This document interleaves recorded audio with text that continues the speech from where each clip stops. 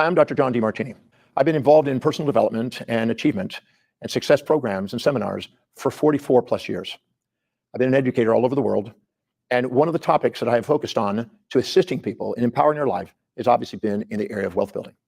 What I'm going to share with you, you're going to want to either write, take notes, or possibly type into your computer. Even though you'll have this video as a backup, it might be wise to use both sides of your brain and also your motor functions to take notes to help it sink in.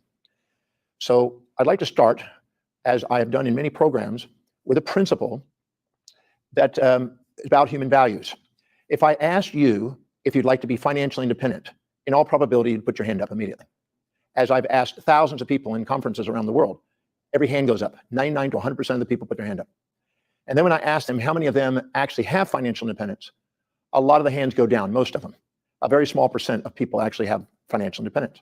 In fact, statistically, it's about 1% or less. So that means that 99% of the people generally have a myth or a fantasy or a delusion about financial independence, but don't have the values that will lead them there. They have a fantasy of the lifestyles of the rich and famous, and they like the idea of spending money on consumables that depreciate in value, which in a sense erodes their potential for financial independence. But a few people are dedicated to actually serving people, earning an income, saving a portion of it, investing it in true assets that eventually work for them instead of them having to work for money. These are the people that actually make it to financial freedom. I'd like to talk about what it is that makes that happen for you and will help you building the wealth that you desire and to transform any fantasies into realities. It's very important. I'm going to first start off with the study of human values, because in order to understand the management of money, you need to understand your value system, because the hierarchy of your values will dictate how you manage your money and your financial destiny. So let me start there, and I'll describe it this way, that each of us, regardless of our background, our age, or our gender, live by a set of priorities. And I'm going to list those as 7 lines here, like a ladder. Whatever is highest on your value, I'm going to call HV, versus lower on your value. This determines what you value most to what you value least. This is also called the highest priority, or the thing that's most important in your life, and a lower priority, and the thing that's less important in your life. This whole set of values is called the hierarchy of values, or the value structure. So you have a value structure, a hierarchy of values, a set of priorities that you live your life by, things that are most important to least important in your life. This set of values determines how you manage your money. So it doesn't matter how much money you make. What matters is how you manage what you make. And how you manage it is based on what you value most. For instance, let's just say that the highest value was, and I'll use this as an example, traveling and fancy clothes was second, and socializing and buying music. And way down at the bottom was actually building a business, serving people, earning income, saving, and investing. The second you receive money coming into your life, you will spend your money according to what you value. So the second you receive money, you'll buy those things for entertainment and travel and those things that are highest on your value. And you'll run out of money for things that are lowest. And most people think, well, if I had double the income, I would then be able to save and invest. But what we find is, again, the hierarchy of values dictates your financial destiny. It's not how much you make, it's how you manage what you make. And if you make more, you just get better entertainment, you go to more travels, you get better clothes, and you still don't necessarily have any money left over for savings and investing. In order to actually begin to save and invest, you have to have a value on it. And the value you have has to be greater than spending it on something else. So let me give an example. Every decision you make is based on what you believe will give you the greatest advantage over disadvantage, greatest reward over risk to your values, highest values. So if you have a higher value on consumerism and buying things that go down in value than you do on buying assets that go up and actually put money in your pocket, and you keep putting money out of your pocket instead of in your pocket, you're not going to get financially independent. You're actually going to get further into a hole, further into debt, and further into frustration. And if you have an expectation of being financially independent with that set of values, you'll end up beating yourself up and thinking there's something wrong with you. And you'll keep thinking you're sabotaging. In fact, you're just living according to your values. Unless you really have a value on wealth building, it's not likely to happen. I know people have been working for 30 years and have no assets saved because they believed they couldn't afford it because of their value system. So again, it does not matter how much you make. It matters how you manage what you make. I actually consulted for a gentleman that was making $6-point-something million in a year. And he was in debt at the end of the year and owed the government money, tax money. And he couldn't get ahead financially. And he had an assistant working for him that had a different set of values that made literally $24,000 a year, $2,000 a month, and was saving $400 a month. And she was closer to financial independence than he would ever be, even though he's making vastly much more money compared to her. So again, it does not matter how much you make. What matters is how you manage what you make. And as long as you have a fantasy of being financially independent and you have the values of buying consumables and depreciables instead of actually buying assets that put money in your pocket, you're going to be working for days, weeks, months, years, decades, and not have fruit of financial independence. So I first want to make the first principle is you need to know what your values are to know where money and wealth building really is on it. So I'd like to address that for a second. On my website, drdemartino.com, if you would like to take the time to do it, there's a complimentary value determination process. They can go through in more detail than what I can do quickly here, but I will just outline some things to help you determine your values to see where finances are, because that's important to know where they are in your life first. Your life demonstrates what you value. And if you keep not being able to save and invest money and get ahead, that means you have a value on all the other things that you spend your money on first, more so than the other, more so than investing. So I'm going to go over 13 different value determinants that will be essential for you to determine what you really value, because you need to know what that is as a starting point.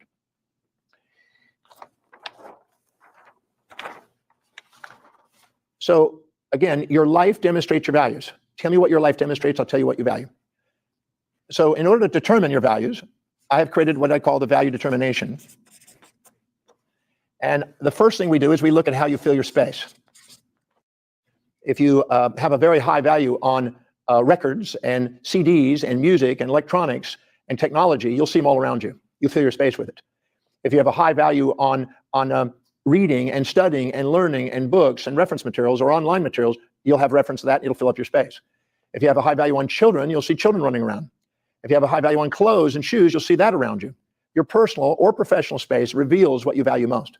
So what I tell people to do is to take a look at what they fill their personal space with and fill in with the top 3 answers to determine what you really, really value. Your top 3 will give you your highest priority ABC answers.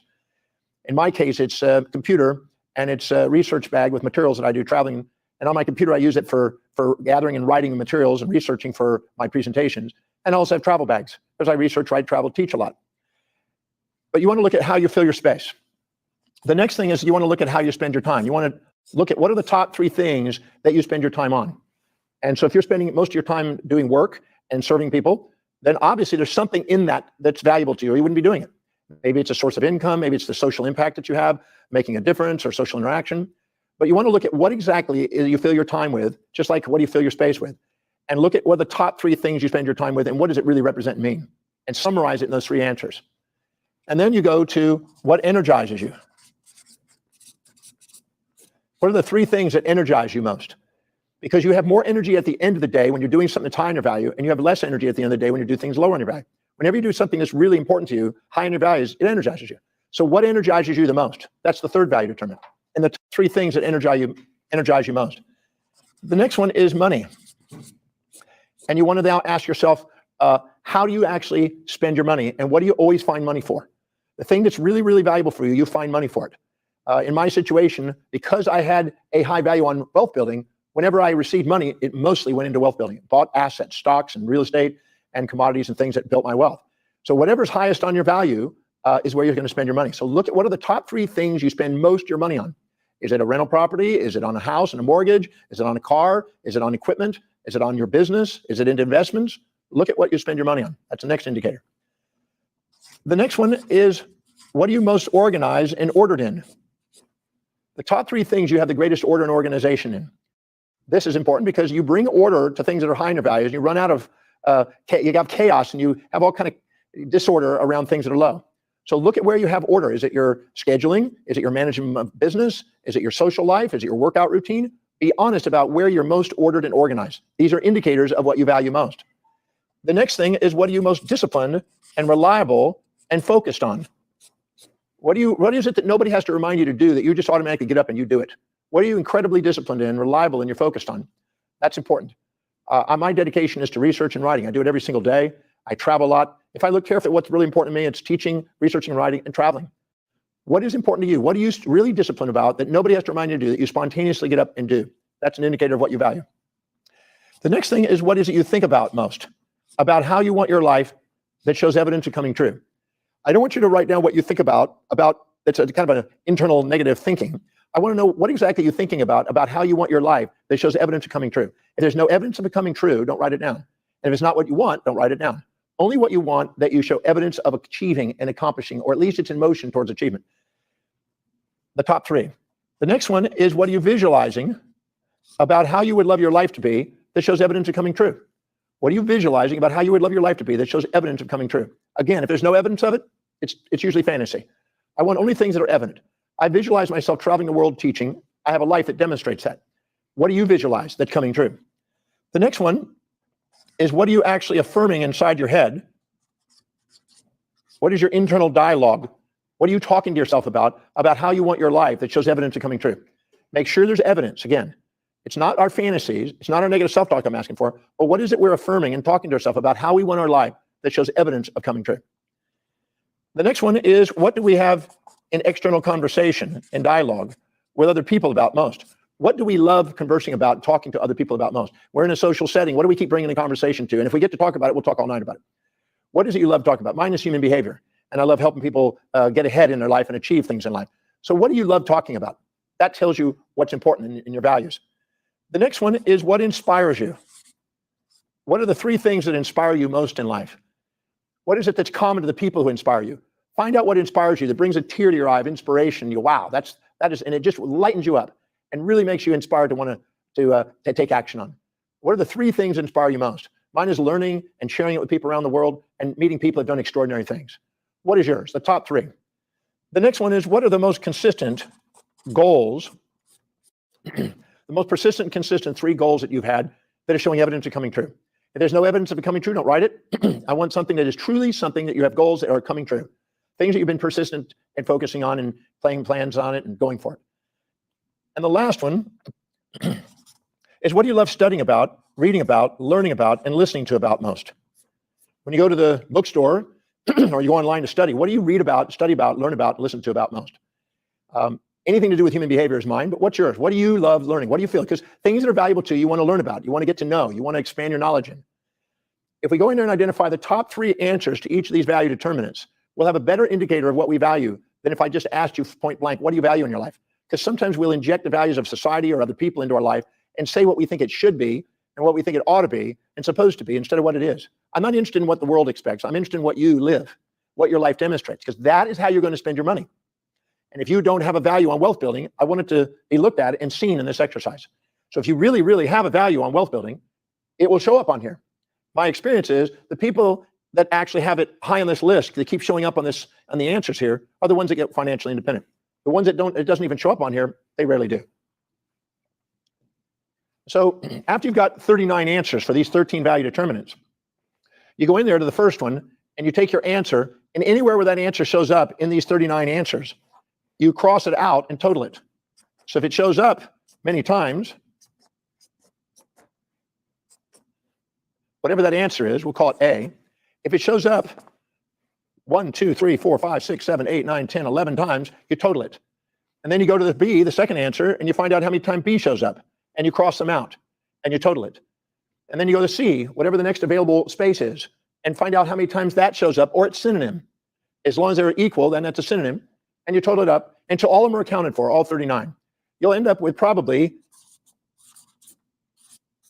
4 or 5 possible values at the end. The one that shows up most frequent, second most frequent, third most frequent, fourth most frequent.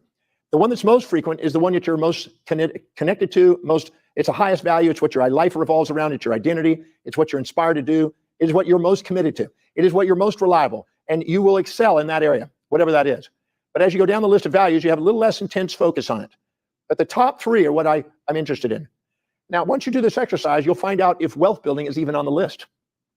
And I would have to say, after doing this on thousands and thousands of people around the world, very few people have wealth building in the top. It's less than about 3% even have it in the top 4. And in the top 1 or 2, it's less than 1%. Less than 1% become financially independent. See, money circulates through the economy from those who value it least to those who value it most. And if you don't have a value on wealth building and on managing money, and I don't mean spending it, I mean growing it, building wealth. If you don't have a value on that, then the second you get money, it's going to go to the things you really value. And so by going and doing a value determination process to find out where wealth building is on your list, that would be a smart thing to start with. Because a lot of times you think it's important, but in actuality, it's not. My observation of interviewing millions of millionaires, centimillionaires, even billionaires, they have it higher on their value list. And the people that can't seem to get ahead, it's really low, if not, either not even on the value list. I find it's missing on their value list. They have a higher probability of socializing and consumering. They live through other people's brands by buying other things that other people build instead of building a brand around themselves. People that are wealthy do something that's inspiring to them. They tap dance to work, as Warren Buffett says, and they deliver a service, and they build a brand around themselves to get wealthy. Other people buy other people's brands and live vicariously through other people's brands, which makes them poor. We're not here to live in the shadows of any organization or brand. We're interested in doing something that builds our brand. Now, if we're part of an organization and we're collectively doing something and we're getting to be free-spirited entrepreneurs inside that, then we're building that brand as we build our own brand. And that's even more powerful. So now that we've taken a look at how important values are in wealth building and look at maybe where your values are, again, you can go on my drdemartini.com website. You'll see value determination. You go in there, it's complimentary, and it goes through this entire process in more detail than what I've done here. But at least it'll give you an idea of where wealth building is. And if it does not show up on there, that doesn't mean you can't change it and doesn't mean you can't build wealth. It just means that right now it's not on there. And you'll now know why you can't seem to get ahead financially. And even though you make great money, it's not how much you make, it's what you do with it and how you manage it that matters. In a few moments, I would like to talk about how to raise wealth building on your value system. But before I do that, I'd like to talk about financial independence. Now, I'm amazed when I talk to people that say they want to be financially independent, and then I confront them with questions. I find very few people actually have the answers to what I'm about to ask you. If you don't know where you are right now with your net worth, you don't know what all your assets are, you haven't added them up, you don't know what all your liabilities are and added them up and subtracted it from your asset total, and you don't know what your net worth is. You don't know exactly what amount of money you need in order to give you financial independence, an exact figure, and you don't know the average interest rate that you're actually going to earn on your passive investment income. If you don't know those three things and you don't have a strategy on how to get to the goal that you're shooting for, you're really saying that financial independence isn't really true a value. It's not important to you. Because if it is really important to you, you want to know where you are, you want to know where you're going, you want to know how you're going to get there, and it would be clear in your mind. People that have a high value on wealth building, they take the time to put that together. Now, when I was young in my life, up until about age 27, every time I earned money, no matter what I did with it, I always bought things. I bought clothes, I bought surfboards, I bought bicycles, I bought cars, I bought homes. I bought things that did not go up in value, but actually were depreciable. And they gave it great entertainment, it gave me immediate gratification, and I enjoyed my life, but at the same time, I didn't ever have money working for me. I was working for it. I was a slave, never its master. It wasn't until age 28 that I kind of woke up and realized if I continued doing this for the rest of my life, I'd never get ahead. And I would then later on in my life, when I was not maybe able to work, be in a bit of a challenge. So I decided to shift my values. And as I began to shift my values, I immediately started my savings and then later investment program. And that was the greatest thing I ever did, a shift in values and a committed savings and investment program, which I'm going to give you in a moment what I did. I'm just going to share what I did and how it allowed me to be financially independent today. And by the way, I used to be a street kid living in Oahu, on the north shore of Oahu, when I was 15, 16, 17, up to 18 years old. And I was a street kid, living in a tent or a car, a park or whatever. And today I've been blessed to travel all over the world. I live in fine locations around the world. I've had homes around the world, and I also live on a massive yacht. And so there's a big difference from where I started and where I am today. And if I can do it, I'm certain you can do it, because I was the least likely person to do. I didn't even read until I was 18, and I was a high school dropout. And I was told in first grade I would never read, write, or communicate, never amount to thing, never go very far in life. So it doesn't matter where you start. It's just a matter of starting. It doesn't matter what you've been through or what you're going through. What matters is, are you going to start now applying the principles that change your financial destiny? That's what I want to share. Now, if you find out that you thought you had wealth building high on your values, but then when you actually did the value determination, you found out, oops, not there, way down low, it's not even on the list, which a great percentage of people have, here's something you can do about it to raise it.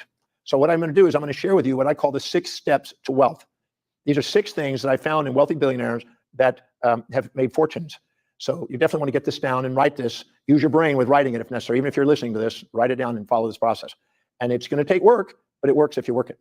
So the first thing I found common to some of the wealthiest billionaires on the planet, or centimillionaires, or even decamillionaires, is they have a desire to serve people.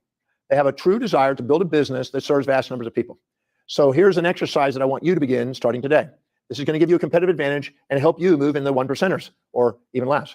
So the first step is to write 200 benefits of building a business that serves ever greater numbers of people, vast numbers of people. If you don't have a desire to serve, you don't have a desire to have a source of income. You can invest in zero-sum games by doing markets, and with some gambling and speculation and some skills, you might get ahead that way. But the majority of people on the planet that are very wealthy built businesses that serve vast numbers of people. If you think of Bill Gates, he built Microsoft, which serves vast numbers of people. I rarely can come across anywhere in the world, and I've spoken in over 100 and something countries, where you can't, there's nobody out there that hasn't heard of Microsoft Windows and have not used it. So the reason why he's a billionaire is because he found something to serve vast numbers of people, and he created it, went out in the market with it, and helped people. And to the degree that you serve vast numbers of people, you get vast sums of money potential. So you want to write down 200 benefits of building a business that serves vast numbers of people, ever greater numbers of people, something that continue to grow. Now, when you're writing this, the benefit isn't that if I had that business like that, I could then buy that yacht. I could travel the world. I could have those nice clothes. That's not the benefit of building a business. That's the benefit of consumerism and spending money. As long as you have a higher value on consumerism and spending money than you are on actually building wealth, you're not going to get ahead financially. You have to have a higher value on actually doing something that puts money into your pocket instead of taking money out of your pocket. So what are some of the benefits? Let me give you some samples. One of the benefits of building a business that serves vast numbers of people, and you are now in a business that can serve vast numbers of people. There's no limit on it, except your own limits that you put in your head. But just imagine this. You have the power to actually become a leader and wake up your natural emergent leadership skills. That's one of the benefits of building a business. You learn to master the field of leadership. You learn how to communicate in people's values to help them get what they want through sales, negotiation, and engagement in business. These are two of the benefits. The third benefit might be learning how to master the ability to hire and know how to fit people into jobs that are needed through delegation to make sure that you actually put the right people on the bus and build a culture of engaged people. You also learn how to manage your time and make sure you say no to distractions and say yes to high priority actions. So you want to write down real tangible benefits to you as a unique individual, according to your highest values, particularly of how building a business will serve you. Because if you don't have more advantage than disadvantage out of building a business, you won't. And you'll start on it and you'll get distracted by something more valuable to you. You have to have a higher value on building a business. Like I said, Bill Gates built a business, Richard Branson, Warren Buffett, Slim, all of them, all the people that had built vast fortunes have businesses that are serving vast numbers of people. And even Oprah, I could go down the list of all the billionaires, and there's a list of them, and you'll find that they all have had businesses that serve vast numbers of people. So if you don't have a value on that, you're passing up one of the key elements.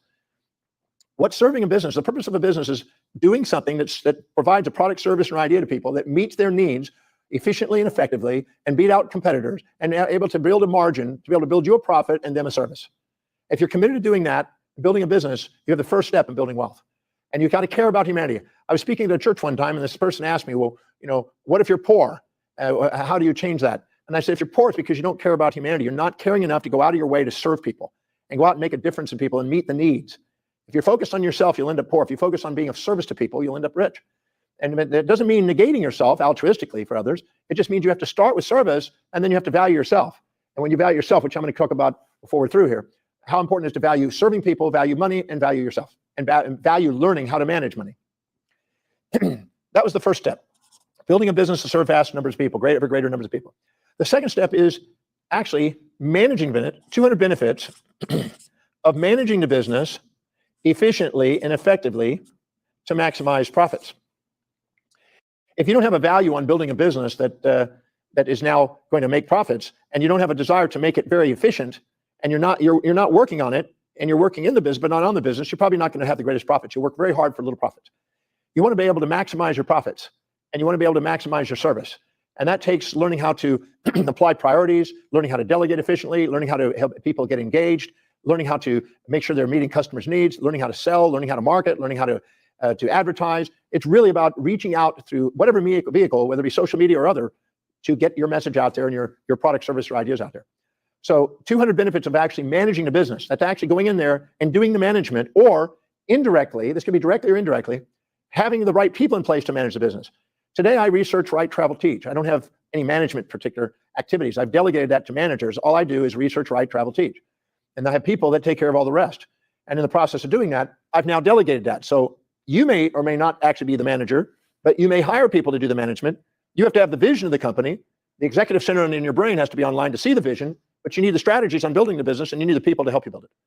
So if you don't have a desire to build a business, you don't have a desire to manage that business or having people to manage that business, you're not likely to have a profit, to be able to have money, to be able to save and invest.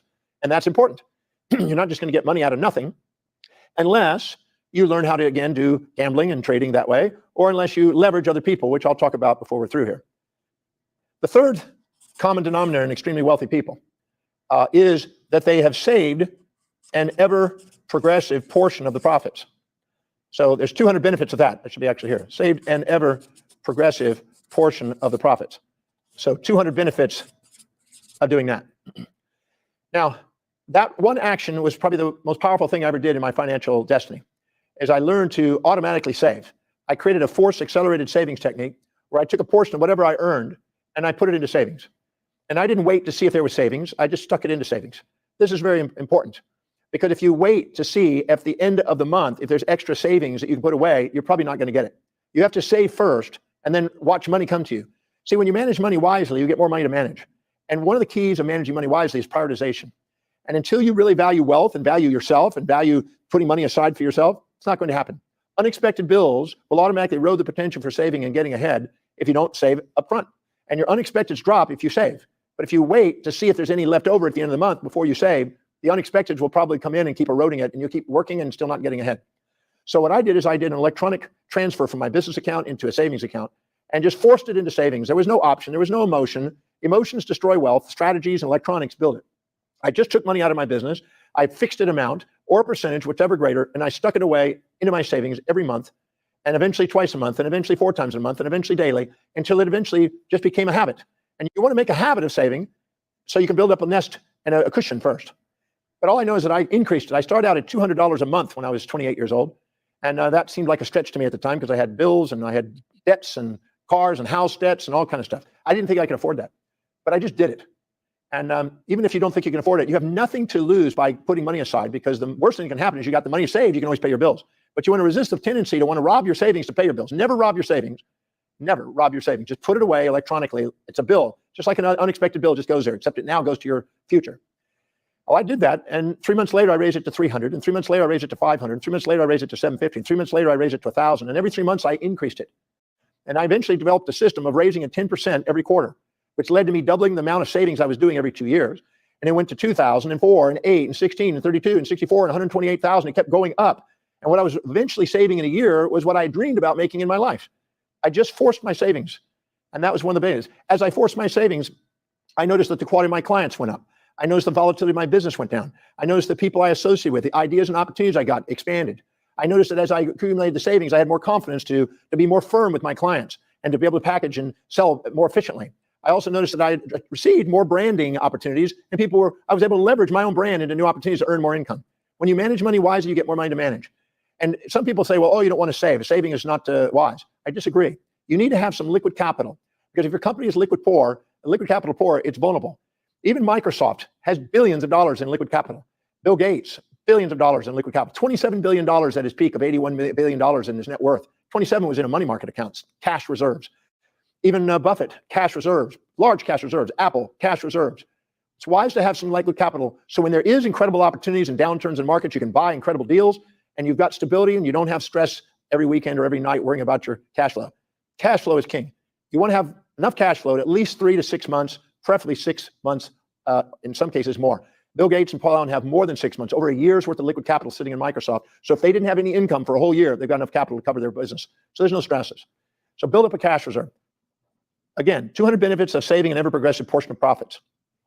Number 4 is 200 benefits of investing in ever greater degrees of leverage. Now, this is learning how to actually invest in buying companies or buying shares, majority shares in companies or minority shares in companies, buying index funds and mutual funds, buying real estate by buying properties or buying shares in properties or REITs, starting to actually put money into investments and learning how to gear that and leverage that to your advantage. Starting out with simple investments that take less of your thinking process to eventually more sophisticated investments as you learn and educate yourself on investing. I'm going to come back to that in just a moment, but I want you to just know that you want to increase your ability to invest and develop leverage. Once I had about 3 to 6 months worth of liquid capital, I started my investments. And what I did is I started buying investments literally about age 29, and I started buying some investments that were, in those days, mutual funds and index funds. Some of those funds I've never taken money out of. I've been putting them in there for 30-something years, and they just keep compounding and keep compounding. I don't ever have to pay taxes on it because I never sell them. I just can basically been building an asset base, and it's amazing. The short-term capital gains can erode profit margins, but long-term capital gains and lower cost of index funds sometimes can be very valuable. That's what I did. I'm very grateful I did. I started compounding, and every few years, every decade, it just kept doubling and doubling and doubling. Have money working for you is very inspiring. I'll come back to that. The 5th one is 200 benefits accumulating a vast fortune. 200 actual benefits of you accumulating a vast fortune. If you don't have a reason for creating a fortune and accumulating wealth, then the second you get to a certain level or maybe financial independence, you'll start blowing it on stuff and clutter. As you know, if you bought a house, your garage started out empty, but it fills up with stuff. And people are consumers and they fill up stuff and then eventually traps them. And then they move, they got to pay large sums of money to move their junk around. Keep it simple. You want to ask yourself, if you really are interested in building wealth, you will only buy assets. You're not going to buy consumables and depreciables because it's working against you. And every time you raise your lifestyle, don't ever raise your lifestyle unless you're willing to raise your savings and taxes equal amounts. Or otherwise you're working harder against financial independence. And you need to know what financial independence is. And so you know where you're going. So you have a goal and a clear goal to get there. But accumulating vast fortune. And the sixth one of financial independence, sixth step to wealth, is 200 benefits of creating a financial cause that leaves a legacy. Now, this is having a cause, because the bigger your cause, the bigger your wealth potential. I was just speaking recently in Dublin, and I was speaking to thousands of people at a conference on wealth building. We went over these 6 steps. And some of the wealthiest people that were there that I had a private meeting with at the end at dinner, almost every one of them had foundations and causes to keep them driven, because now they were financially independent. They needed something to keep them driven. Otherwise, they're just going to relax and take it easy and never push themselves. And you think that that's what you want. Oh, I want the easy life. But a life without meaning is not fulfilling. And addictive and consumable behavior comes back into play if you don't have something to shoot for. You'll find out that Bill Gates built a business to serve vast numbers of people, millions of people across the world. He then built and managed that business efficiently with Paul Allen. They accumulated a cash flow, so they were stable. Some of the biggest cash flows in businesses at the time. They then started investing in ancillary investments that would support their endeavors. So if they were involved in getting materials that required mining, they'd buy mines. If they were involved in some sort of educational system to be able to get high quality and people working in their company, they didn't invest in educational systems. Whatever they needed that would help their company, like Carnegie did, they would invest in that. And they did and leveraged that. Then they accumulated a fortune, both of them, Bill Gates particularly, and now they have the Bill and Melinda Gates Foundation for making a difference in the world in health and education and you name it. They have something that drives them. So even though they're now still making a fortune every year, it goes towards a great cause. They have enough financial independence for their own life. Once you have financial independence, you need a cause, something to accumulate beyond that. Otherwise, you'll stagnate. These are what I call the 6 steps to wealth. Now, let's say that you had your hierarchy of values that we mentioned. And let's say we found out that wealth building was way down beneath that list. By going and writing 200 benefits of this, and I mean 200, not 20, not 30, not 40, you can go to a point where you're comfortable and you can go, oh, I got 20, I'm right off the top of my head. It's just like doing push-ups. The point you get to a point you can't do another push-up is when you start building the muscles. It's when you can't think of any more benefits, that's when you start to actually make a shift in your value structure.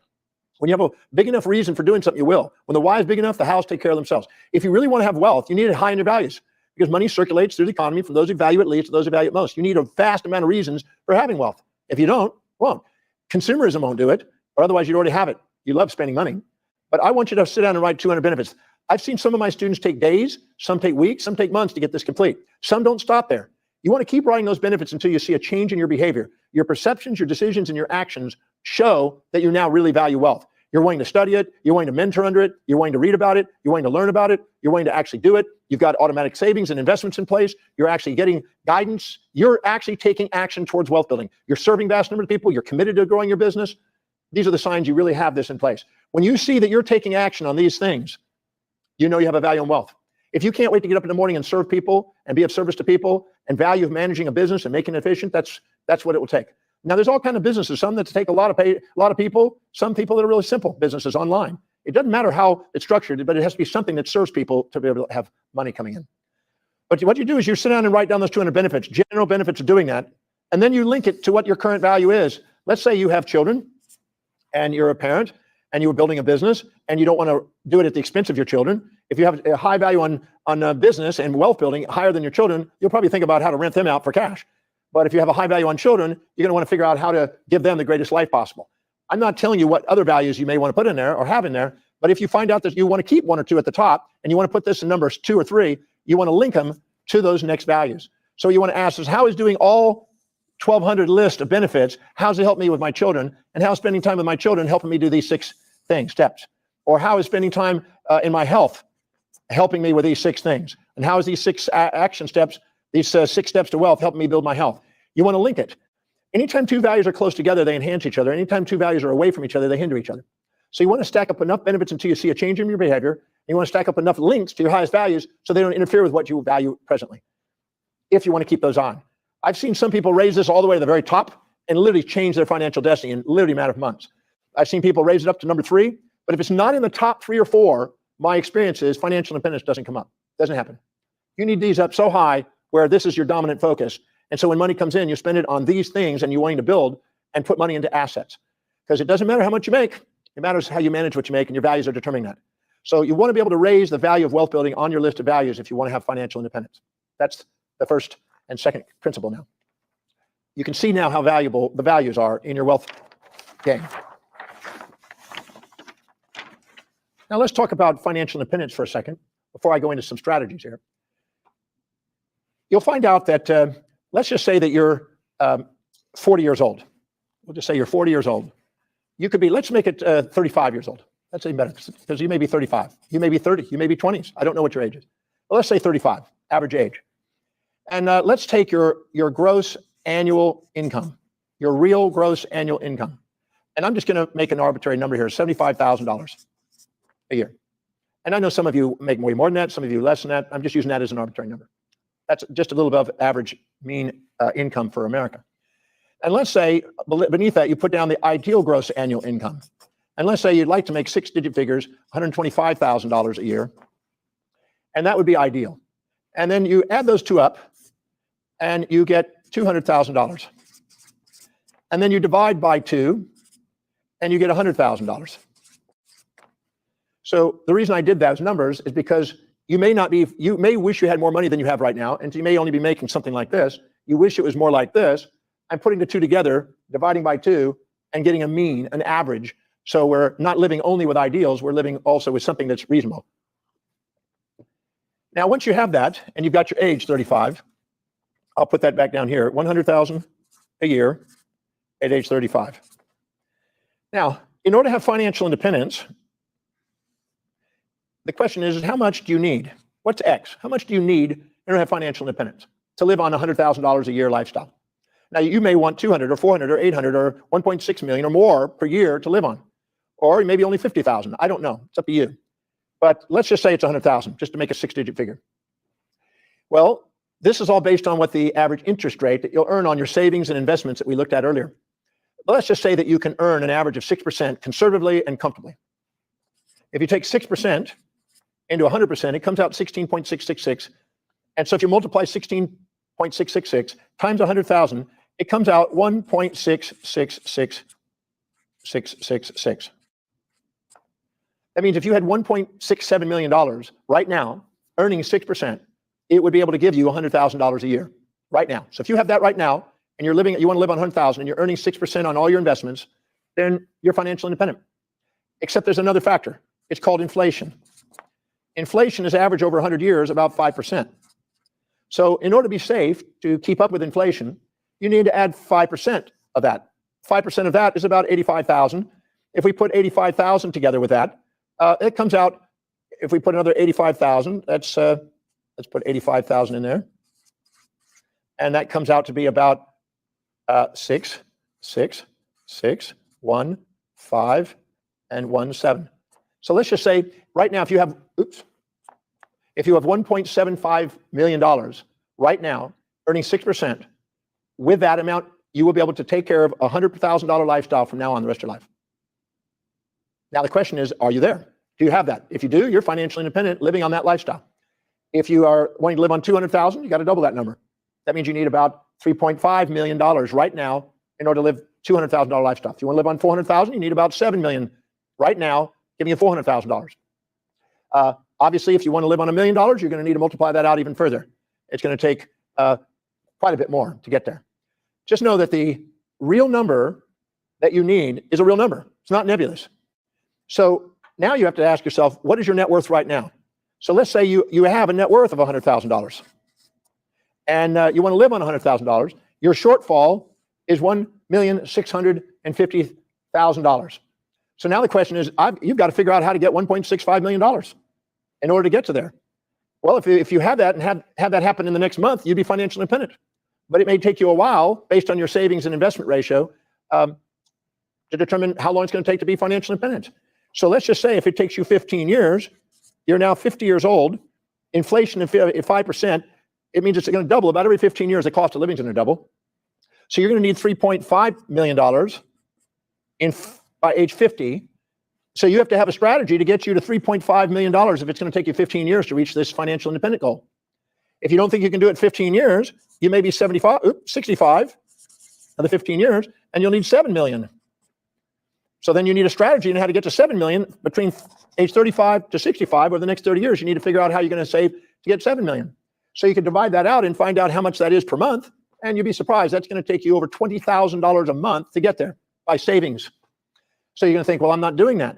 So I introduced what is called an accelerated savings and investment procedure, because most people can't just immediately starting out that way. They may start out with small amounts, and little by little, as they become more powerful in growing their business and investing in their business and growing it and managing it and saving money, you actually can grow it.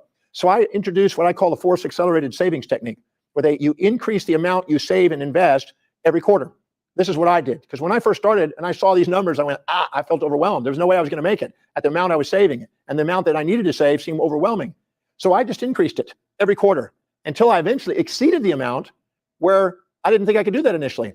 That's why forced accelerated savings is a gold mine, because at first you don't think you can do it, but you just do a little incremental each time and keep increasing it, and you find yourself able to reach that goal. But I had to get real on what this number was. I had to real on what my net worth was, what the shortfall was, what the interest rate was. And then I had to figure out how could I learn how to get more and higher interest rates by leverage, by investing with leverage.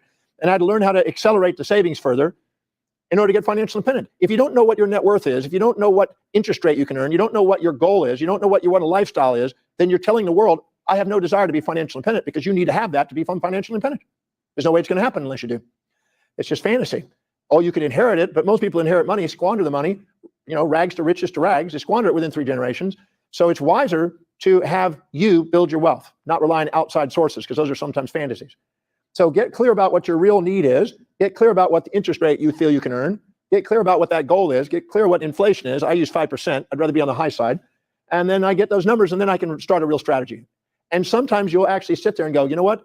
This is out over my head. I need to calm this thing down, and my financial independence is going to be 60,000. Or I'm going to speed it up, and I'm going to go for it, and I'm going to figure out how to serve vast numbers of people and build a business and drive yourself, and you're going to make that $1 million a year or $10 million a year, as some people have. But you need to get clear about it so it's not delusion. Delusions don't build wealth. Money circulates from the economy from those who value it least to those who value it most, and those that have the most uncertainty to those that have the most certainty about wealth building. So anytime you can educate yourself and grow in your certainty, it's going to help you in your wealth building. Right now, you're probably a little bit head swimming because you just went through this and went, oh my God, I got work to do. But I had to get grounded when I was 28, 29 years old. The best thing that happened to me is I got grounded and I started. And it was just, it's not the habit. It's not the actual doing it. It's the habit of doing it. So what I did is I started the savings program. I built the habit of it. I've never stopped since.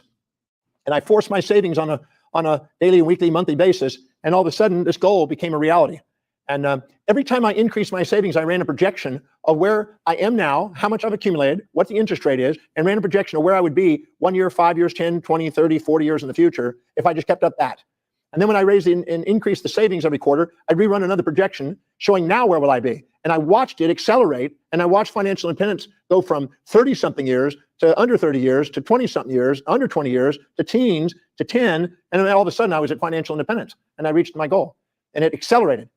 Again, when you manage money wisely, you start attracting more money. When people are building wealth, they attract more opportunities to build wealth. They build a brand. It starts drawing in opportunities and ideas and new creativities. If you really have a value in building a business, you'll come up with creative ideas to make more income, and you'll draw more opportunities to you in there. But you want to be able to serve. Now, you already have a business that can build vast fortune. So it's just a matter of putting it into operation and putting focus on it and zeroing in on there and caring about people. Because when people care, they know that you care, then they do business with you and they refer people to you.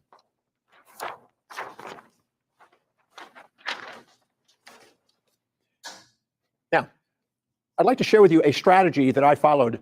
This does not mean this is the only strategy. There's many strategies out there, but this is the one that I followed in my own life to make it simple for me to follow. As I've learned and educated myself and read hundreds and hundreds and hundreds of books on this topic of wealth building, I added more sophistication, but I started really basic. And I want you to start really simple so you're not overwhelmed with that. But just know that if you're really committed to being financially independent, what I've given you so far is the first step. But now let's take a look at the strategy that may be involved. When I first started, I literally started with a savings account. I wasn't necessarily highly sophisticated. So I just started to figure out I better start a savings. So I started with X. I put a certain amount in there. As I said, I started at $200. And I just put $200 from my business account. And at the time, I was frightened about doing it. I didn't know that I could afford it. But I just did it anyway. And I put $200 into my savings every month. I noticed that after 90 days, three deposits, I figured my anxiety about doing it, that I wasn't sure I could afford it, went away. I just figured, oh, it's happening. I made a habit of it. And so maximum growth and development occurs at the border of comfort and uncomfort. So the second you're comfortable with something, you get uncomfortable and push yourself a bit. So I made that X 200 to 300. And then I started putting $300 into the savings. And I felt a little extra boost of incentive because every time I was increasing it, I felt like, I'm getting closer to my dream and I feel more confident. And I was building up a cash reserve, which allowed me to have, again, less emotional volatility in my business and more confidence. I could basically confront and sell better. I then raised it to 500 and then 750 next quarter and 1,000. So at the end of a year or so, I was now saving 1,000 right after that beginning of that next year. And you may think, well, that's ridiculously low. It was, but it was a starting point. And again, it's not how much you save, it's the habit of it. I developed a habit. And once I developed a habit, once I saw that every time I would increase it, I figured that I figured I'd put a rhythm to it and a system to it. And I did what I call the force accelerated savings technique. And I decided to increase it 10% every quarter. I realized that people can handle 10% volatilities and changes without too much reaction. And so I just started doing it. I think that's why they did tithes of 10% and donations of 10%. I figured that people can handle that without a reaction. So I started increasing my savings 10%.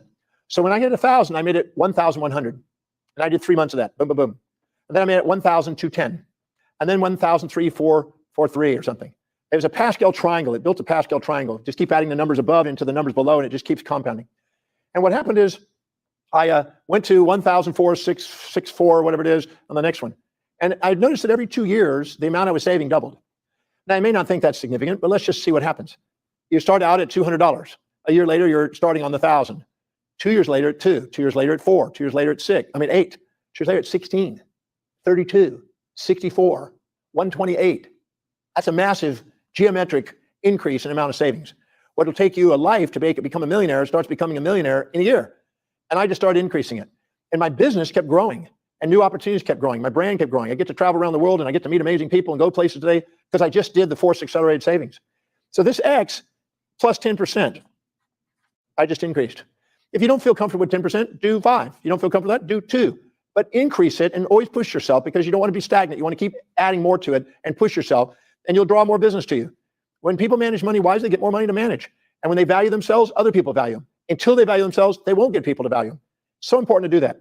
But I increased the savings until I built up a liquid cushion of originally 90 days. And I now have more than that. I have over a year's worth of liquid capital for my business at all times. I figured if it's smart enough for Bill Gates, one of the wealthiest people in the world, and also Buffett, and even with Apple, they've got a ton of cash on hand. I have no problem keeping cash. Some people say, well, I should be engaging that and putting that into the markets and stuff. But the value of having that to my stabilizing my business is worth it. So I keep cash. And then I wait for big crashes, which occur every market cycle. About every 7 to 10 years, you get a good crash. And then I buy up a bunch of stuff and take advantage of that storage of cash. But I increase the savings until I have at least, 90 days to 6 months worth. And once I've done that, I build on top of that. And then I go, in my case, I went to bonds. I went to municipal bonds at the time.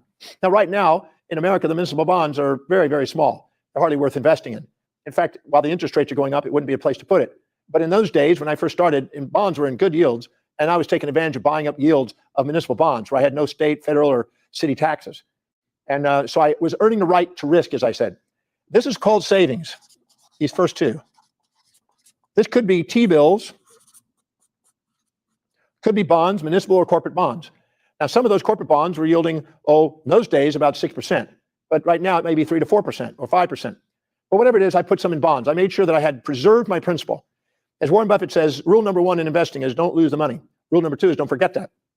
I believe there's some wisdom in that. So I always save before I invest, before I speculate.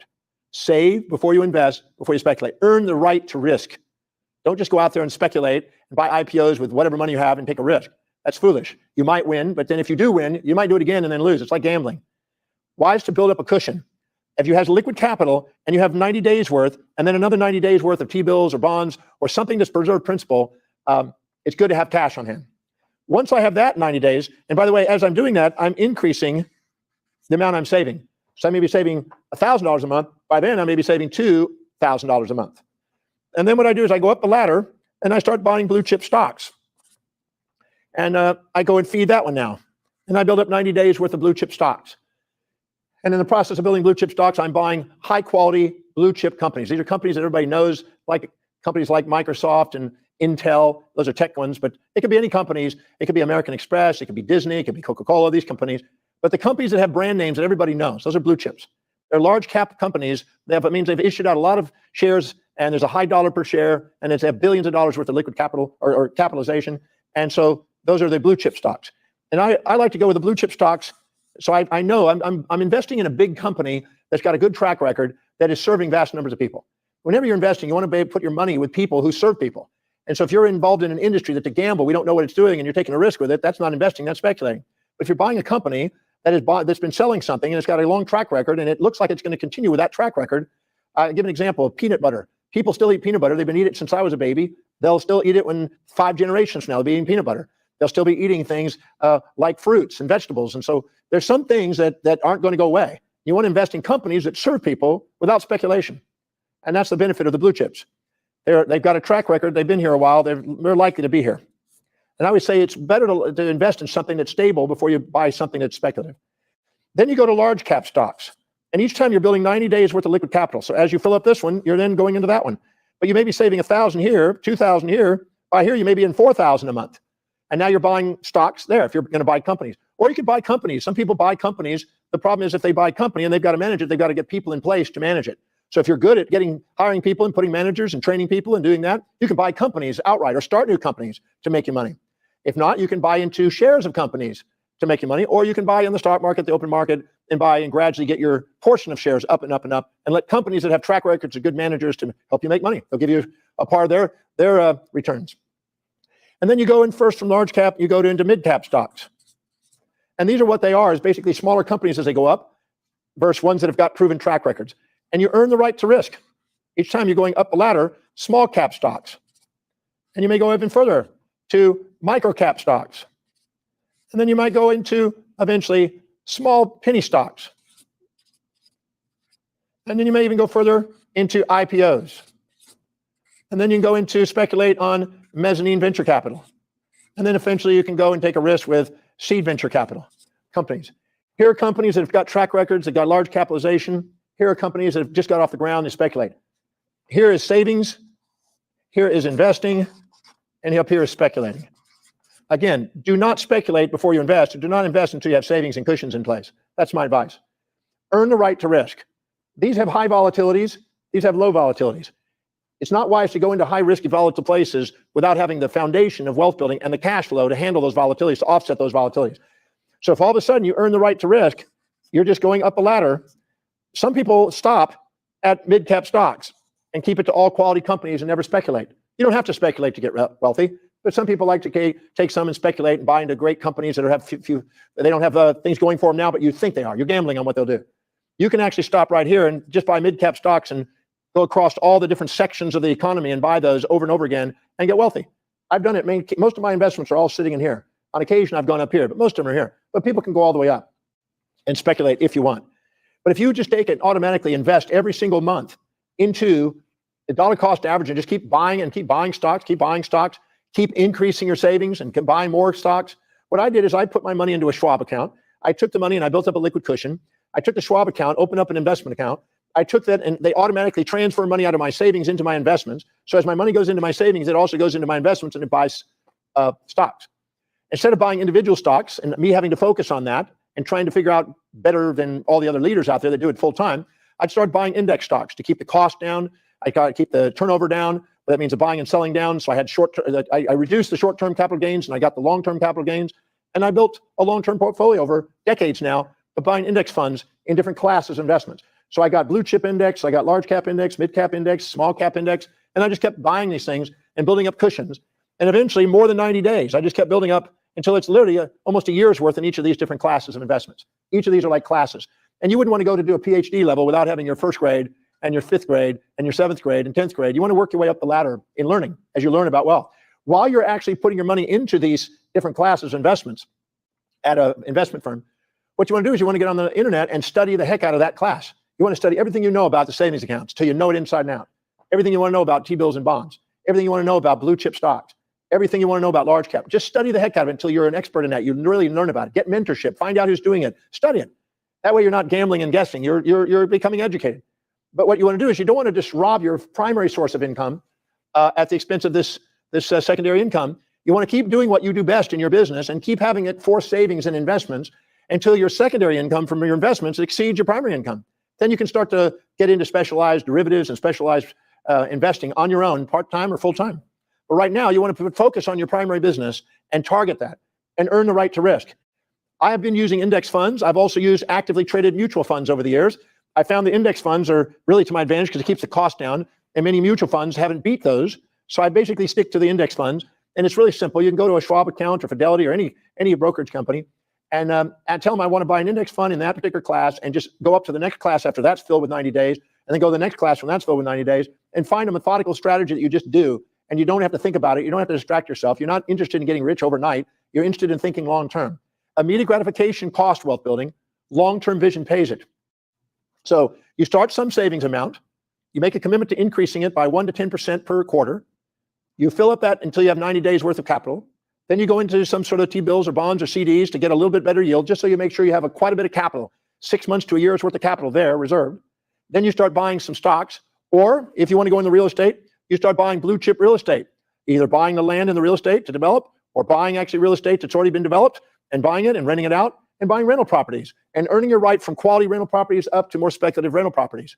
And you can go in there and you can also buy REITs, which is real estate investment trusts that are like the index funds. And that way you don't have to actually hold on to the land. You can actually just buy the real estate and ride the real estate cycles to offset and hedge against the cash and the stock market. But that's one way of doing it. But you can earn the right and go right up the ladder in real estate, just like you can go up the ladder in stocks. But you want to make sure that you do it methodical. You want to follow a strategy.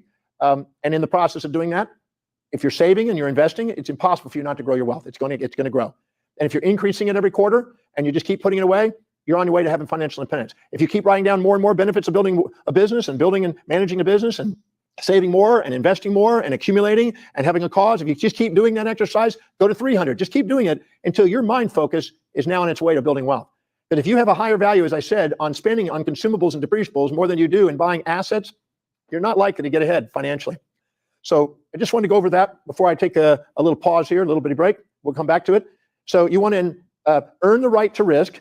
You want to invest in scales and go up step by step, go through different classes. You want to make sure that the volatility doesn't get too high. As you accumulate it, you always want to make sure you have enough cash that the volatilities never allow you to go too far one way or the other, too much gain or too much loss in the market.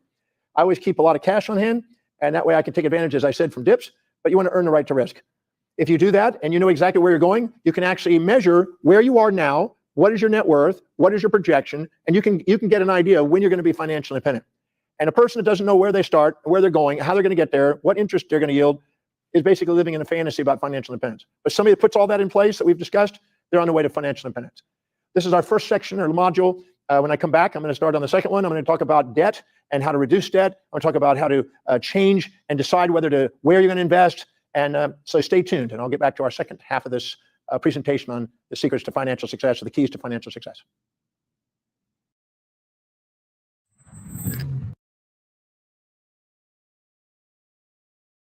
If you guys like that, please subscribe and get ready for module number 2. And you guys are in for a really, really, really nice treat.